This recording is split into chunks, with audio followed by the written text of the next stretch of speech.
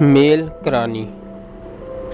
ایلی تو اس معاملے میں جمال کی مدد نہ کر سکتا تھا، لیکن نہ جانے کیوں جمال اس بات پر مصر تھا کہ ایلی کے بغیر اسے گوریوں سے قرب حاصل نہیں ہو سکتا، اور وہ اس خلوص اور یقین کے ساتھ بار بار یہ بات دہراتا رہا کہ ایلی کی بے تعلقی کے باوجود، اس کے احساس کمتری کے باوجود، ایلی سنجیدگی سے سوچنے لگا کہ کس طریقے سے وہ جمال کی آرزو پوری کر سکتا ہے۔ کئی ایک روز وہ سوچتا رہا، لیکن کوئی بات اس کے ذہن میں نہ آئی۔ آخر ایک روز جب وہ نیم چھتی میں پڑا سلیمانی ٹوپی کے متعلق سوچ رہا تھا، کیونکہ انہی ایام میں اس نے H.G. ویلز کا ناول دی انویزیبل مین ختم کیا تھا کہ دفتن اس نے آنکھ اٹھائی تو کھڑکی میں ارجمند کھڑا تھا۔ اس کے ایک ہاتھ میں پریم پتر تھا اور ہونٹوں پر پریم سندیش لگی ہوئی تھی۔ چند ایک ساتھ تو وہ کرشن کنہیا کی طرح مسکاتی آنکھوں سے کھڑا مرلی بجاتا رہا، پھر مرلی کو ہونٹوں سے الگ کر کے بولا،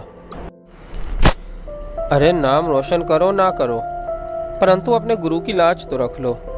ایک کلی میں کھو جائے بیٹا تو بھورے کا کلیان نہیں ہوتا، دھرم پالن نہیں ہوتا، نروان نہیں ملتا، کلی کلی پتر کلی کلی۔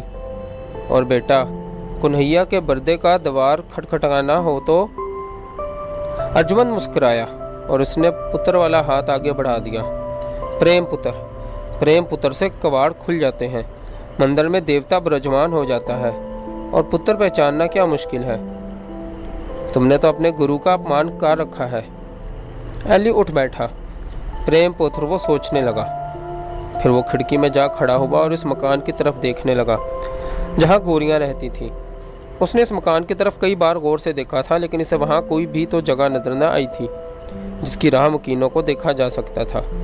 اس کی بیرونی دیواریں حصار کی طرح کھڑی تھیں، کھڑکیاں بند تھیں۔ وہ کھڑکیاں ہمیشہ ہی بند رہتی تھیں کیونکہ اس جانب مکان کا پچھواڑا تھا۔ گلی سنسان پڑی تھی، نہ جانے وہ کتنی دیر تک وہاں کھڑا سنسان گلی کی طرف دیکھتا رہا۔ پھر مکان کا عقبی دروازہ کھلتے دیکھ کر وہ چونکا، نہ جانے کون ہے۔ ایک سیاہ فام ادھیڑ عمر کی عورت کو باہر نکلتے دیکھ کر اسے حیرت ہوئی۔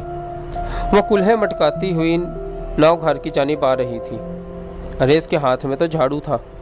مہترانی ہے، بڑی مٹک مٹک کر چلتی ہے۔ ہائے، حیرت سے اس کا منہ کھلا کا کھلا رہ گیا۔ مہترانی نو گھر میں داخل ہو چکی تھی۔ ارے مہترانی، اسے یہ بات کیوں نہ سوجھی؟ سامنے درخت کے پتوں سے ارجمند جھانکنے لگا۔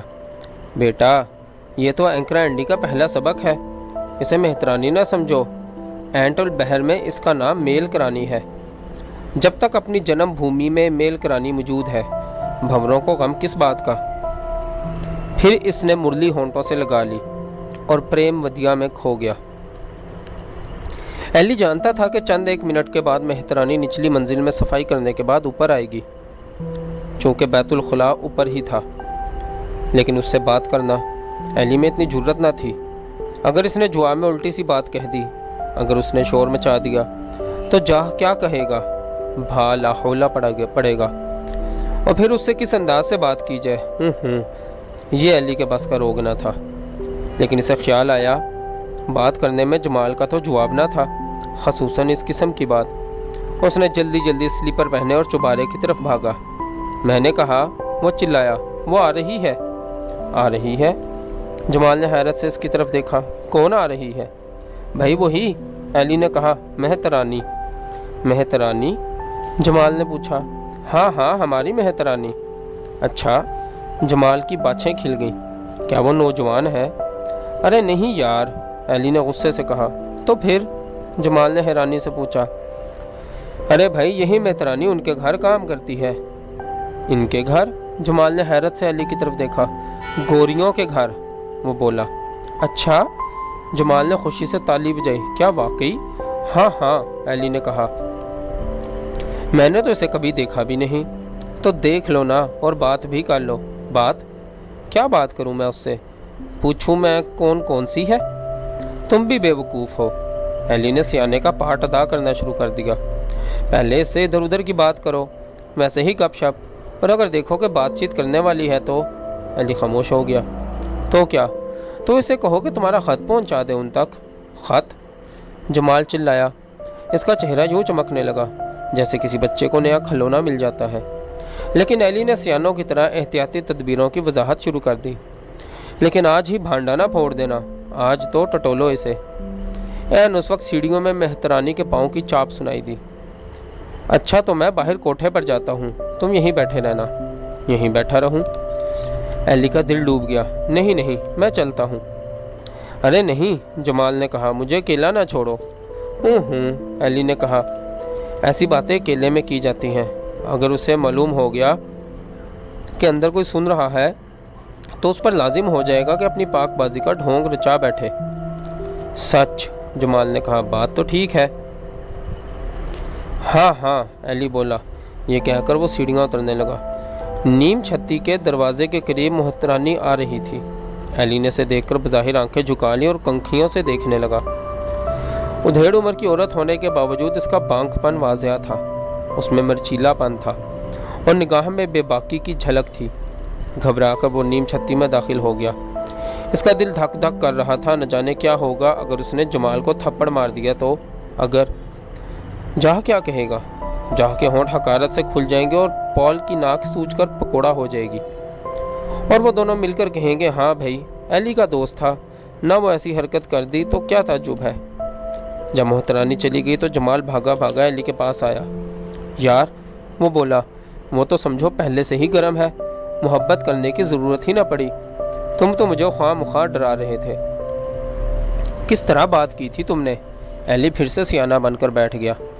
کچھ بھی نہیں، میں نے کہا تھا جمع دارن، اگر چوبارے کے سامنے کا کوٹھا بھی صاف کر دیا کرو تو کیا حرج ہے، تمہارا تو کچھ بگڑے گا نہیں، اپنی بات بن جائے گی۔ اس پر وہ تنک کر کہنے لگی، دیتے تو کل 2 روپے ہیں اور کہتے ہیں سارا گھر صاف کر دو، واہ جی۔ چلو کر دیا کرو، میں نے ہنس کر کہا۔ نہ جی، وہ بولی، اتنا سارا کام ہوتا ہے، زائد کام کرنے لگیں تو کھائیں کیا۔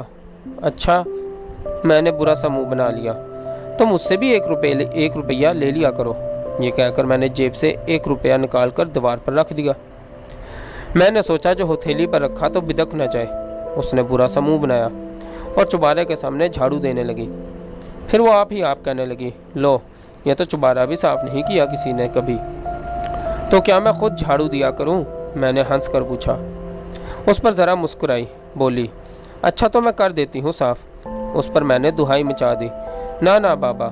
میں بولا، میں تو غریب آدمی ہوں، 1 روپیہ اور کہاں سے دوں گا۔ اس پر وہ بالکل ہی ہنس دی، بولی، نہیں، میں اور نہیں مانگتی، لیکن میں نے اسے 1 اور روپیہ دے ہی دیا۔ میں نے کہا، نہ بھائی، تمہارا حق تو میں دے کر ہی رہوں گا۔